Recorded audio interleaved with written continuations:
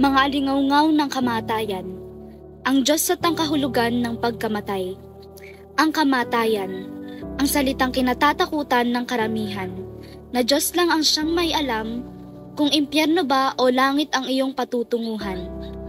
Ang kamatayan ay maaaring simbilis lang ng kisap mata o maaaring pagdusahin ka muna o pahirapan, ngunit hindi mo ito matatakasan. Ang kamatayan ay ang pagwawakas ng iyong buhay, na ati hiram lang at hindi habang buhay na tinataglay. Ito ay maaaring tumapos ng iyong paghihirap o magbigay ng pighati sa iyong pamilya.